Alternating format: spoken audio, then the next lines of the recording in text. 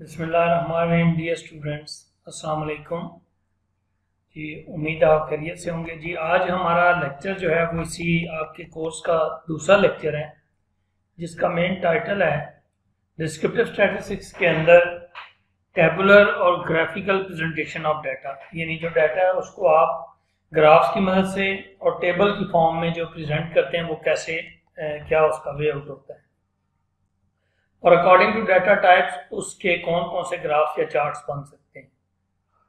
तो अब हम इसको बाकायदा स्टार्ट करते हैं। इस लेक्चर में जो ओवरव्यू है वो ये होगा कि एक तो टेबुलर और ग्राफिकल प्रोसीजर के हवाले से एक स्लाइड वो मैं आपको शो करूंगा। फिर चार्ट्स और डायग्राम्स के अंदर जो सिंगल बार और मल्टीपल बार चार्ट्स हैं, component and percentage component bar charts, वो सारे इसमें कवर होंगे। पाई, परेटो चार्ट, डॉट प्लॉट, ये सब इसमें कवर होंगे। उसके बाद स्टेम एंड लीफ डायग्राम और स्कैटर डायग्राम्स। तो ये जो चार्ट्स या डायग्राम्स हैं ये सारे इसमें हमारे इस लेक्चर में कवर होंगे जी।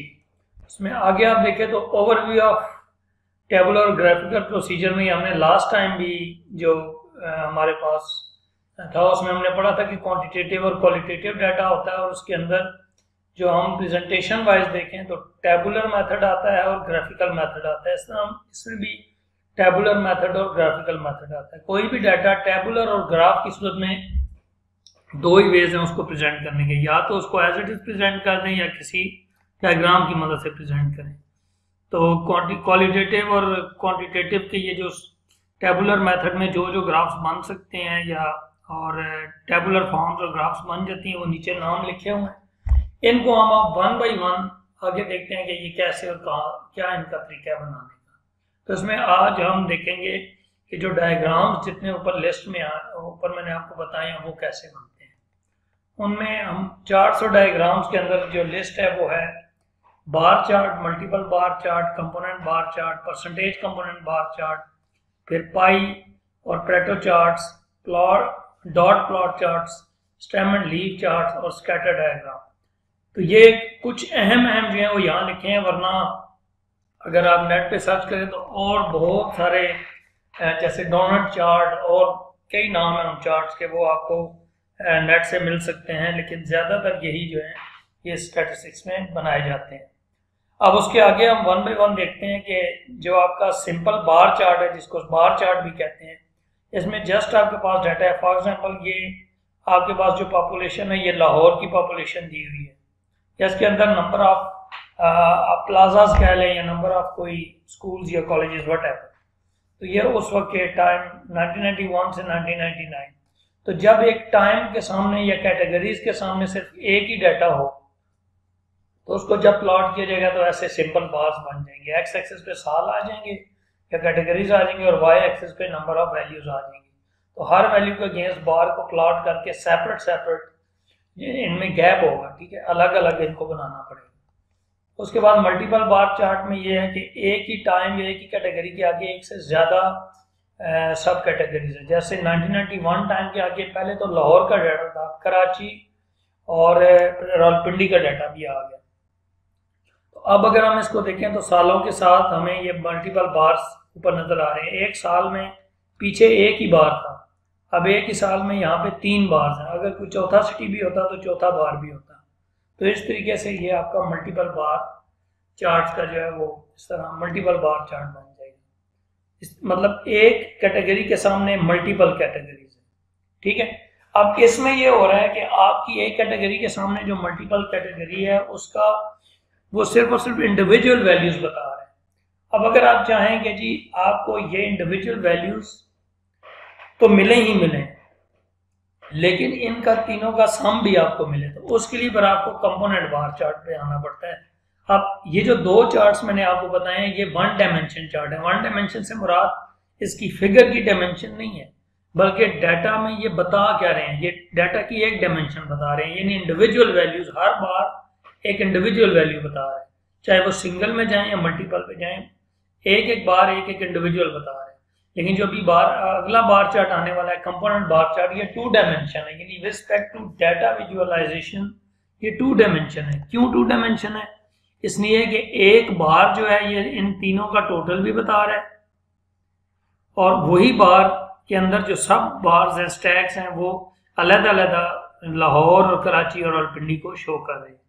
तो कंपोनेंट में क्या होता है कि आपने डाटा का टोटल कर लेना होता है और टोटल को प्लॉट करके उसके विद इन सब कैटेगरीज को आप प्लॉट कर देते हैं।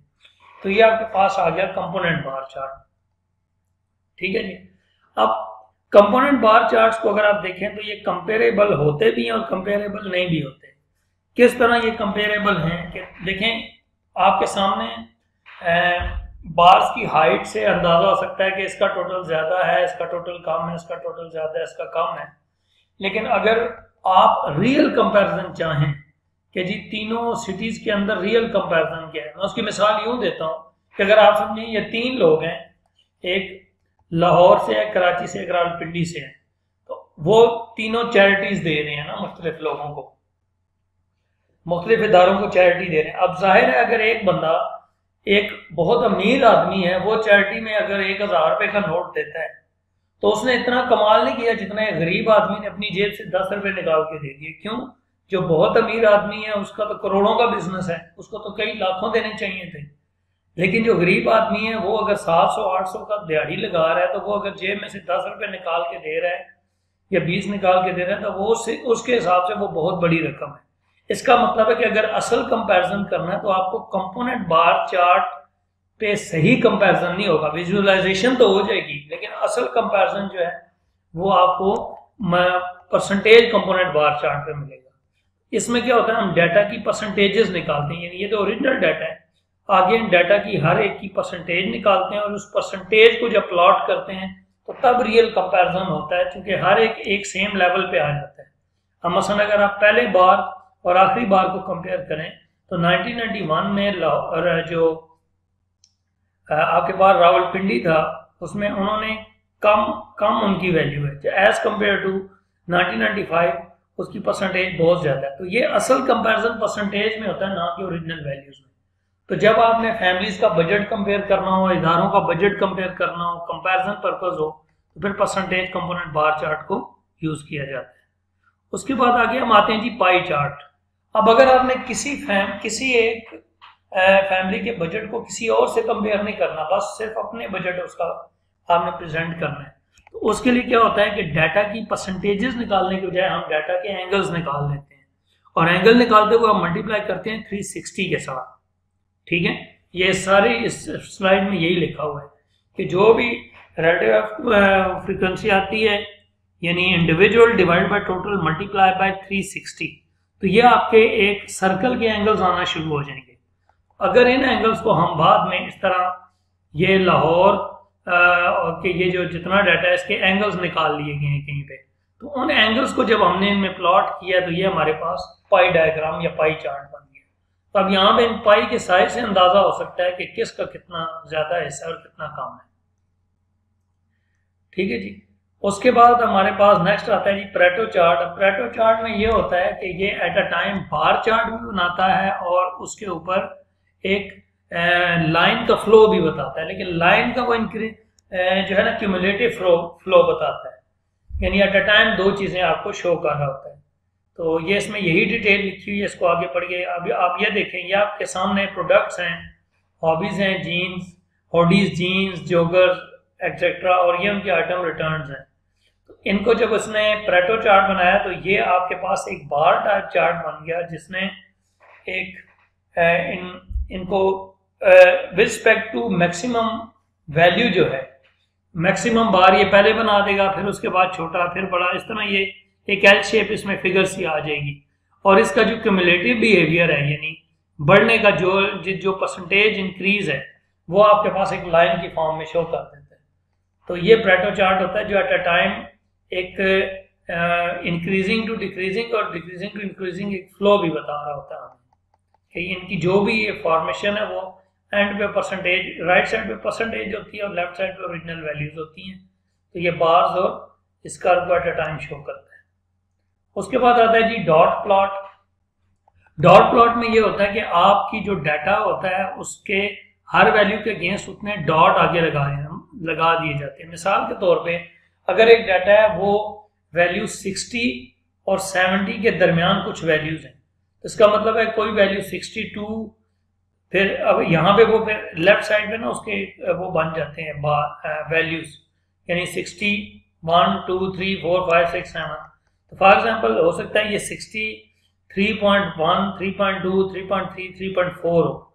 इसी तरह ये आगे 65.1 के आगे 66.1, 67.1, 68.1, 69.1। तो ये इस तरह डॉट प्लॉट्स या डॉट प्लॉट डायग्राम बनाया जाता है। इसके बाद आता है जी स्टेम एंड लीव। स्टेम कहते हैं तने को, लीव कहते हैं उसके पत्तों को, जैसे दरख्त होता है। तो इसमें क्या होता है, एक वैल्यू जैसे अगर आपकी 60 के अंदर बहुत सारी वैल्यूज हैं, 65 है, 63 है, 67 है, 62 है, 68 है, तो ये 60 के साथ 5, 2, 3, 4 और 8 है। तो 60 को हम स्टेम बना लेते हैं और 5, 3, 4, 2, 8 को हम लीव बना लेते हैं। तो इसके तहत यूं डाटा बनता है। अब जैसे देखें आपका जो डाटा है वो मैक्सिमम 100 तक डाटा है, मतलब 109 तक डाटा है, 109। तो अगर हम यहाँ पे देखें तो ये यहाँ पे ये 5 के साथ जो 2 लिखा है ये 52, 57, फिर 62, 62, 62, 62, 65, 66 एंड सो ऑन 69, 69, 69। तो यहाँ से जो टेंस प्लेस वैल्यू है वो लेफ्ट साइड पे लिख देते हैं और उनकी जो यूनिट्स प्लेस वैल्यूज हैं वो आगे एंड पे लिख दी जाती हैं। तो लेफ्ट साइड पे, राइट साइड पे हमेशा यूनिट्स प्लेस वैल्यूज होती हैं और लेफ्ट साइड पे टेंस प्लेस और hundreds place and thousands place values वो रखी जाती हैं। तो स्टेम लीव इस तरीके से हमारा बनाया जाता है। इससे रिलेटेड कोई थ्योरी है ये आप देख लीजिएगा। ये फॉर एग्जांपल इसी तरीके से एक और डिस्प्ले है लीव यूनिट्स, ये डेसिमल में भी इसको बनाया जा सकता है। ठीक है, ये लीव यूनिट्स हैं कि आप कितना यूनिट्स को उसमें लीव रखेंगे। ठीक है, जैसे 8.6 है, फिर 8.8 है, तो ये पॉइंट वाइज भी बनाया जाता है। कोई भी डाटा उसका हम अकॉर्डिंगली उसको बना सकते हैं। अब इस तरह देखें लीव यूनिट 10 है। ठीक है, अब यहाँ पे ये 10 से मुराद 80 है, 8080। ठीक है, अब मसलन ये 1682 है हमारे पास। ठीक है, तो ये 8 को ना वो उसने 8 को 10 से मल्टीप्लाई करके 82 शो करा है। जैसे 17 है और फिर 1791 है, तो 17 1 10 और 17 9 10 90। तो फिर आगे जो उसके सब पार्ट्स हैं वो फिर फर्दर उनको वो उसमें शो नहीं करता, वरना एक और फर्दर लीव बनाना पड़ता है उसमें। तो ये स्टेम लीव है, डबल स्टेम लीव नहीं है जी। उसके बाद आगे हमारे पास ग्राफ आता है स्कैटर डायग्राम। स्कैटर डायग्राम असल में दो वेरिएबल्स की इंडिपेंडेंस और डिपेंडेंस का जॉइंट ग्राफ होता है। ठीक है, इसमें ये असल में बनता है जब आप रिग्रेशन पढ़ेंगे वहां ज्यादा ये वाजे आपके सामने आएगा। बट एक्चुअली क्या होता है कि ये provides an overview of the data graphical presentation used to examine possible relationship, कि जो उनमें रिलेशनशिप पॉसिबल हो सकता है उसका एक ग्राफिकल ओवरलुक हमें दे देता है और उस ग्राफिकल ओवरलुक के तहत हम डिसाइड करते हैं कि वेरिएबल्स में क्या इंक्रीजिंग बिहेवियर है, डिक्रीजिंग बिहेवियर है या नो बिहेवियर है। तो ये बहुत डिटेल से तो फ्यूचर में हम जब रिग्रेशन का टॉपिक पढ़ेंगे वहां पढ़ेंगे, लेकिन अभी ये चूंकि एक डायग्राम है तो इसको इसी के अंदर हम स्टडी कर रहे हैं। फिर क्या होता है कि एक ट्रेंड लाइन उसमें प्लॉट कर दी जाती है जो उस रिलेशन को बयान करती है, और एक्स एक्सिस पे डिपेंडेंट वेरिएबल होता है और वाई एक्सिस पे डिपेंडेंट वेरिएबल होता है। अब इसमें हम देखते हैं ये जैसे हमारे पास ये वॉल्यूम पर डे है और ये कॉस्ट पर डे है। तो वॉल्यूम जो है वो डिपेंड कर रहा है कॉस्ट के ऊपर। ठीक है, जितनी कॉस्ट होगी उस हिसाब से आपको यूजेज होगी। तो ये एक्स एक्सिस पे वॉल्यूम की वैल्यूज हैं और वाई एक्सिस पे ये कैपेसिटी है। अब इसमें हर वैल्यू के ऊपर एक डॉट बनेगा, ना कि बार बनेगा। ये बार चार्ट नहीं है। इसमें जब डॉट्स बन जाएंगे तो उन डॉट्स के बिहेवियर से एक ट्रेंड लाइन पास हो जाएगी। मतलब एक जो आपको नजर आ रहा है वो लाइन अगर एक डमी सी हम उसमें स्ट्रेट लाइन पास कर दें तो that is your trend line.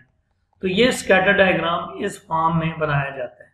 ठीक है, ट्रेंड लाइन बनाने का मकसद ये होता है कि अगर उस ट्रेंड लाइन को आगे और पीछे एक्सटेंड कर दिया जाए तो जहां जहां डाटा नहीं भी है उस डाटा वहां पे भी आपको एस्टिमेटेड पॉइंट्स मिल जाए कि फ्लो डाटा का किधर जा रहा है, यानी डाटा का फोरकास्टिंग कहाँ हो रही है। लेकिन ये जो अंदाज है ये कोई इतना अच्छा अंदाज नहीं है इसको प्रेजेंट करने का, ये जो मतलब डाटा के ट्रेंड को मालूम करने का। ये चीज़ हम टाइम सीरीज में जब जाएंगे तो वहाँ पे देखेंगे कि असल जो डाटा का ट्रेंड फाइंड करने का बेहतरीन तरीका है वो कौन सा है, और इवन इस चीज़ को हम रिग्रेशन में भी देखेंगे।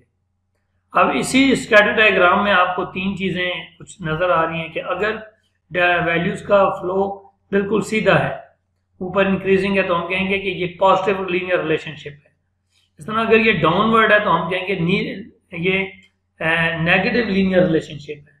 और अगर ये एक पैरेलल है, एक अपेरेंट रिलेशनशिप, आई मीन कि कोई एक स्कैटर है, ना ये इंक्रीजिंग है ना बिहेवियर है, ऐसे ही बस एक स्कैटर सा डायग्राम है, तो इसमें कोई रिलेशनशिप ना होने के बराबर है। स्टैटिस्टिकली हम ये नहीं कहेंगे कि बिल्कुल ही नहीं है, मतलब नियर टू जीरो रिलेशनशिप है।